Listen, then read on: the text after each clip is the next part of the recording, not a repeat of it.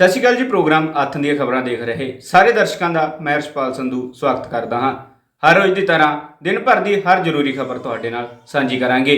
ਆਓ ਸ਼ੁਰੂਆਤ ਕਰਦੇ ਹਾਂ। ਸਭ ਤੋਂ ਪਹਿਲਾਂ ਮੌਸਮ ਦੀ ਹਾਲ ਬਿਆਨੀ। ਅੱਜ ਫਿਰ ਮੌਸਮ ਨੇ ਕਰਵਟ ਬਦਲੀ ਅਤੇ ਪੰਜਾਬ, ਹਰਿਆਣਾ ਅਤੇ ਚੰਡੀਗੜ੍ਹ ਦੇ ਕਈ ਹਿੱਸਿਆਂ ਅੰਦਰ ਮੀਂਹ ਪਿਆ। ਮੌਸਮ ਵਿਭਾਗ ਨੇ ਅਗਲੇ 48 ਘੰਟਿਆਂ ਤੱਕ ਔਰੇਂਜ ਅਲਰਟ ਜਾਰੀ ਕੀਤਾ ਹੋਇਆ ਹੈ। ਆਓ ਹੁਣ ਸ਼ੁਰੂਆਤ ਕਰਦੇ ਹਾਂ ਮੁੱਖ ਖਬਰਾਂ ਤੋਂ। ਕਾਂਗਰਸ ਦੇ ਸੰਸਦ ਮੈਂਬਰ ਰਾਹੁਲ ਗਾਂਧੀ ਨੂੰ ਵੱਡਾ ਝਟਕਾ ਲੱਗਿਆ। ਉਹਨਾਂ ਦੀ ਸੰਸਦ ਦੀ ਮੈਂਬਰਸ਼ਿਪ ਰੱਦ ਕਰ ਦਿੱਤੀ ਗਈ। ਦੱਸ ਦਈਏ ਕਿ ਬੀਤੇ ਦਿਨ ਗੁਜਰਾਤ ਦੀ ਸੂਰਤ ਅਦਾਲਤ ਨੇ ਰਾਹੁਲ ਗਾਂਧੀ ਨੂੰ ਉਹਨਾਂ ਦੇ ਮੋਦੀ ਸਰਨੇਮ ਉੱਪਰ ਟਿੱਪਣੀ ਕਰਨ ਤੇ ਉਹਨਾਂ ਨੂੰ 2 ਸਾਲ ਦੀ ਸਜ਼ਾ ਸੁਣਾਈ, ਜਿਸ ਤੋਂ ਬਾਅਦ ਅੱਜ ਉਹਨਾਂ ਦੀ ਲੋਕ ਸਭਾ ਦੀ ਮੈਂਬਰਸ਼ਿਪ ਰੱਦ ਕਰ ਦਿੱਤੀ ਗਈ, ਜਿਸ ਤੇ ਕਾਂਗਰਸ ਪਾਰਟੀ ਵੱਲੋਂ ਪ੍ਰੈਸ ਕਾਨਫਰੰਸ ਕਰਕੇ ਕਿਹਾ ਗਿਆ ਕਿ ਰਾਹੁਲ ਗਾਂਧੀ ਨੇ ਅਡਾਨੀ ਘੁਟਾਲੇ ਦਾ ਮੁੱਦਾ ਸੰਸਦ ਵਿੱਚ ਉਠਾਇਆ। ਇਸ ਦਾ ਸਬੰਧ ਸਿਰਫ ਅਡਾਨੀ ਨਾਲ ਹੀ ਨਹੀਂ ਸਗੋਂ ਪ੍ਰਧਾਨ ਮੰਤਰੀ ਮੋਦੀ ਦੇ ਇਰਾਦਿਆਂ ਅਤੇ ਨੀਤੀਆਂ ਨਾਲ ਵੀ ਜੁੜਿਆ ਹੋਇਆ ਹੈ। ਇਸ ਅਡਾਨੀ ਘੁਟਾਲੇ ਤੋਂ ਧਿਆਨ ਹਟਾਉਣ ਦੇ ਲਈ राहुल गांधी की मेंबरशिप रद्द कर दी गई। जब से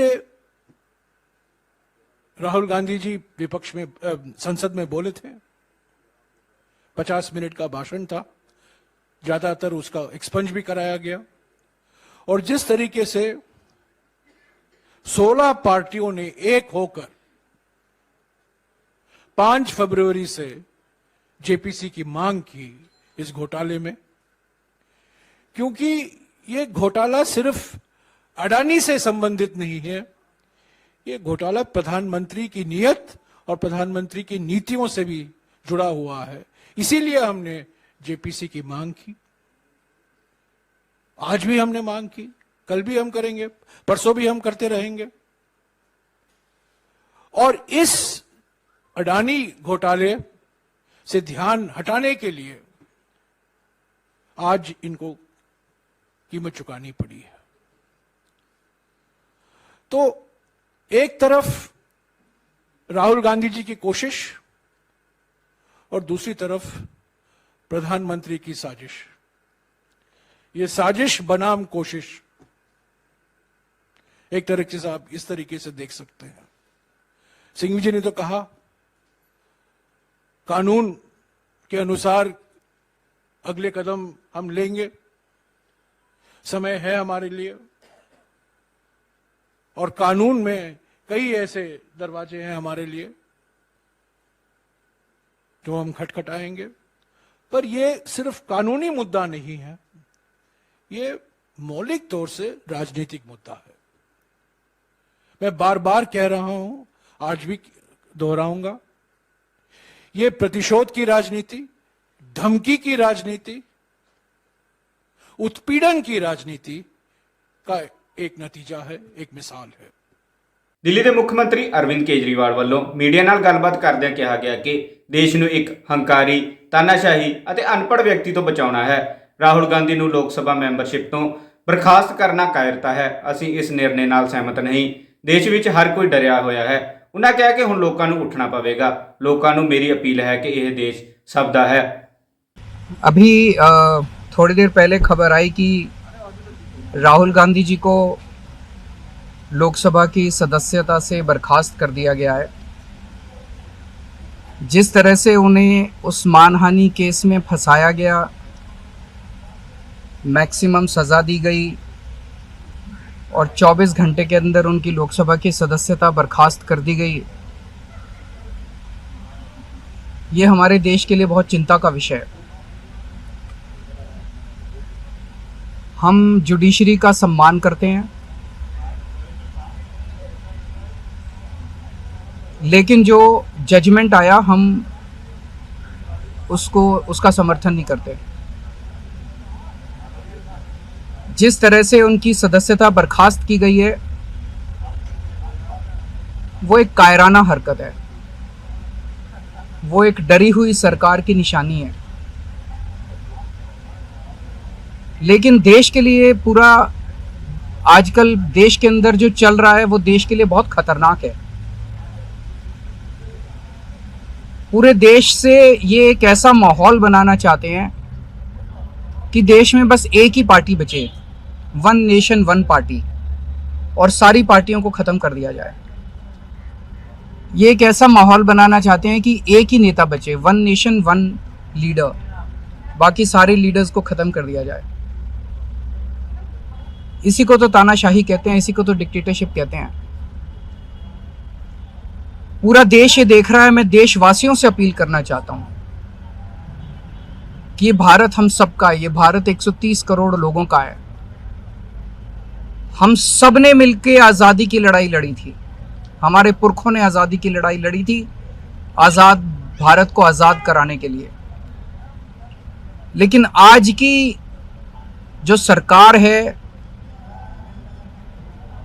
प्रधानमंत्री नरेंद्र मोदी जी के नेतृत्व में, इस सरकार का स्वरूप अंग्रेजों की सरकार से भी बहुत ज्यादा खौफनाक और खतरनाक है।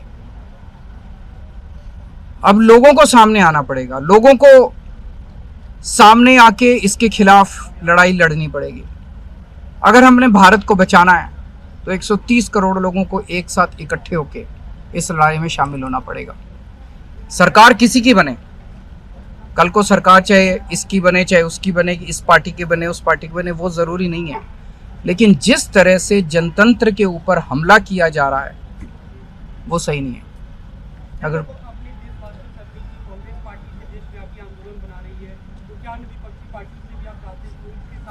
पार्टियां इंपॉर्टेंट नहीं है, मैंने कहा लोग इंपॉर्टेंट हैं।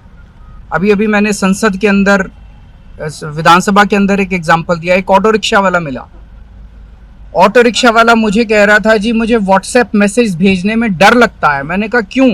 कहते हैं शायद गिरफ्तार ना कर लें। इस देश के अगर एक ऑटो रिक्शा वाले को व्हाट्सएप मैसेज भेजने में डर लगता है तो आपने 130 करोड़ लोगों को डरा के रखा हुआ है। ऐसे देश कैसे चलेगा? डर डर के लोग कैसे जिएंगे? और क्यों डर डर के जिए? हम, हमारा देश है, हम आजाद भारत के आजाद नागरिक हैं, हम क्यों डर डर के जिए? पूरे देश को व्यापारी डरा हुआ है, किसान डरा हुआ है, मजदूर डरा हुआ है, नेता डरे हुए हैं, सब लोगों को डरा के रखा है। जुडिशरी डरी हुई है, जज डरे हुए हैं, मीडिया वाले डरे हुए हैं, सबको धमकाते हैं ये लोग, सबको ईडी और सीबीआई और इनकम टैक्स की धमकी देते हैं लोग। सर, इससे पहले हमने देखा कि आप लोग के कांग्रेस के साथ रिश्ते काफी खराब रहे, लेकिन आज 14 वो इम्पोर्टेंट नहीं है, हमारे आपस के रिश्ते इंपॉर्टेंट नहीं है। इस टाइम देश को बचाना इंपॉर्टेंट है। मीडिया के ऊपर प्रहार हो और मैं अगर कहूं कि मेरी इस चैनल से बनती नहीं है, वो इंपॉर्टेंट नहीं है। किसी से बनती है या किसी से नहीं बनती, इससे व्यक्तिगत अच्छे रिश्ते हैं कि व्यक्तिगत बुरे रिश्ते हैं, वो इंपॉर्टेंट नहीं है। 130 करोड़ लोगों को, सब लोगों को साथ आना पड़ेगा।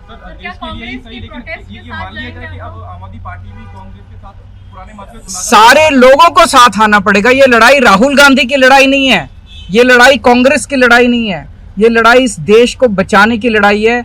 एक तानाशाह से, एक कम पढ़े लिखे व्यक्ति से, एक अहंकारी व्यक्ति से इस देश को बचाने की लड़ाई है। Thank you. ਪੰਜਾਬ ਦੇ ਮੁੱਖ ਮੰਤਰੀ ਭਗਵੰਤ ਮਾਨ ਵੱਲੋਂ ਲੋਕਾਂ ਨੂੰ ਸੰਬੋਧਨ ਕਰਦਿਆਂ ਕਿਹਾ ਗਿਆ ਕਿ ਪ੍ਰਧਾਨ ਮੰਤਰੀ ਜੀ ਕੋਲ ਕੋਈ ਅਫਸਰ ਆਉਂਦਾ ਹੈ ਅਤੇ ਕਹਿੰਦਾ ਹੈ ਕਿ ਅੱਧੀ ਰਾਤ ਨੂੰ 12 ਵਜੇ ਲੋਕ ਸਭਾ ਬੁਲਾ ਲਓ ਅਤੇ ਨੋਟਬੰਦੀ ਕਰ ਦਿਓ, ਤਾਂ ਪ੍ਰਧਾਨ ਮੰਤਰੀ ਉਹ ਫਾਈਲ ਪੜ੍ਹੇ ਬਿਨਾਂ ਹੀ ਹਸਤਾਖਰ ਕਰ ਦਿੰਦੇ ਹਨ। ਇਸ ਤੋਂ ਬਾਅਦ ਉਹਨਾਂ ਤੰਜ ਕੱਸਦਿਆਂ ਕਿਹਾ ਕਿ ਇੱਕ ਆਦਮੀ ਜੋ ਬਚਪਨ ਵਿੱਚ ਰੇਲ ਦੇ ਡੱਬਿਆਂ 'ਚ ਚਾਹ ਵੇਚਦਾ ਸੀ, ਜਦੋਂ ਉਹ ਵੱਡਾ ਹੋਇਆ ਤਾਂ ਉਸਨੇ ਰੇਲ ਦੇ ਡੱਬੇ ਹੀ ਵੇਚ ਦਿੱਤੇ।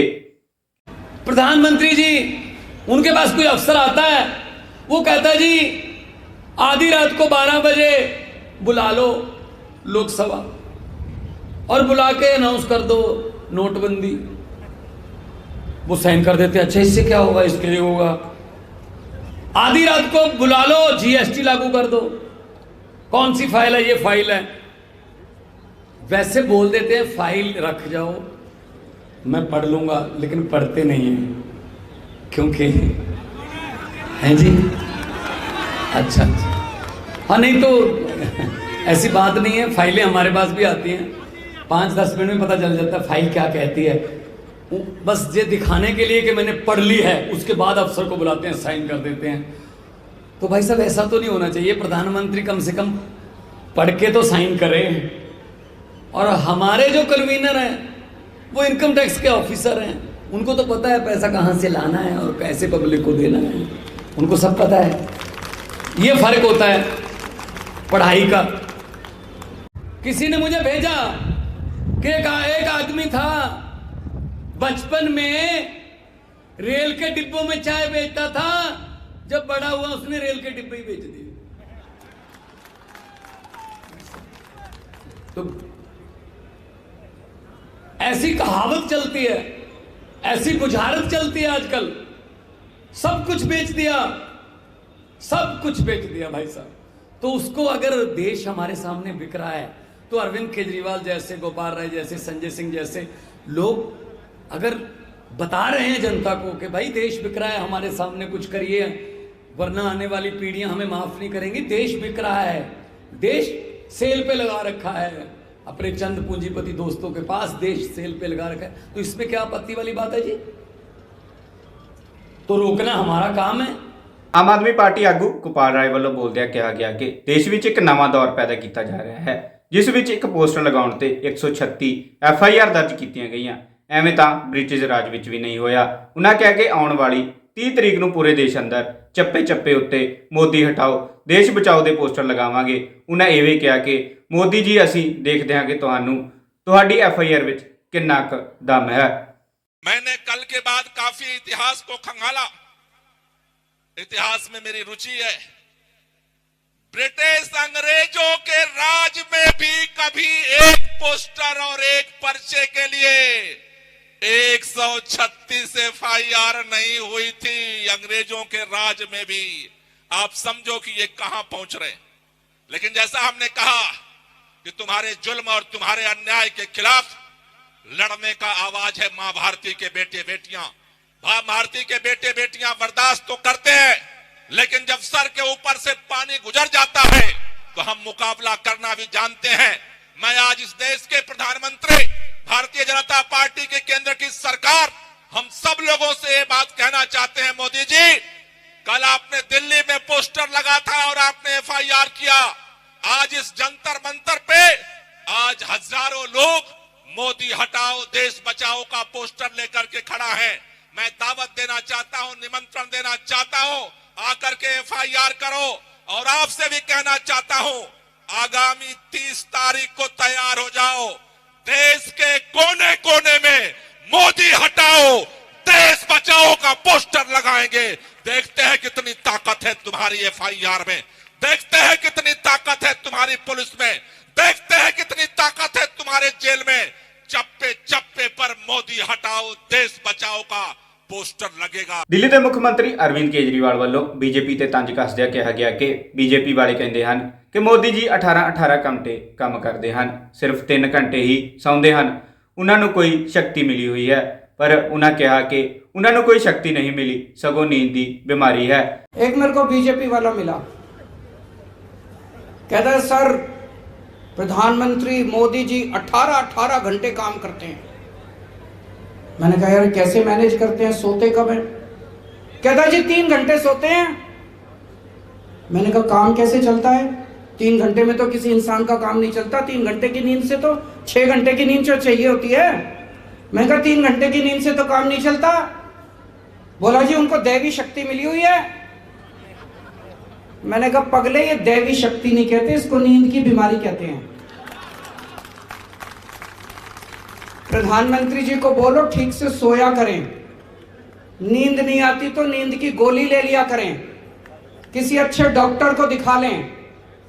अगर प्रधानमंत्री जी ठीक से सोएंगे नहीं तो सारा दिन चिड़चिड़े रहते हैं। कभी उनको हंसते देखा है? सारा दिन चिड़चिड़े रहते हैं, गुस्सा आया रहता है, इसको जेल में डालो, इसको जेल में डालो, उसको जो सवेरे से शाम तक बस जेल में डालो, जेल में डालो, जेल में डालो। तो मैं भगवान से प्रार्थना करता हूं कि प्रधानमंत्री जी स्वस्थ रहें। हमारे देश के प्रधानमंत्री स्वस्थ होंगे तभी देश तरक्की करेगा। आज इन्होंने बीजेपी वालों ने मेरे खिलाफ भी बहुत पोस्टर लगा दिए पूरी दिल्ली में। मीडिया वाले आए, पता चला कोई पुलिस उनको, मेरी सारे पुलिस वालों से विनती है हाथ जोड़ के किसी को गिरफ्तार मत करना। जनता का हक है पोस्टर लगाना। केजरीवाल अच्छे काम करेगा तो जनता जय जयकार करेगी, केजरीवाल बुरे काम करेगा तो जनता पोस्टर भी लगाएगी मेरे खिलाफ। लगाए मेरे खिलाफ पोस्टर, मेरे को कोई आपत्ति नहीं है, कोई FIR नहीं होगी, किसी को गिरफ्तार नहीं किया जाएगा। और मैं प्रधानमंत्री जी से निवेदन करता हूं, उन बेचारों को छोड़ दो यार, वो 6 गिरफ्तार कर रखे हैं, उनको छोड़ दो। थोड़ा सा मोदी जी थोड़ा बड़ा दिल दिखाओ, उन 6 को छोड़ दो, गिरफ्तार कर रखे हैं उन लोगों को।